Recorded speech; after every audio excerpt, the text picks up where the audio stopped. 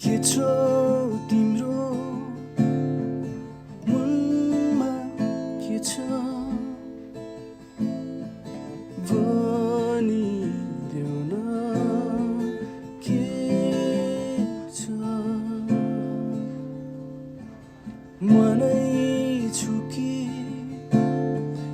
अरू नै छ यदि मनै होइन भने भनिदिहाल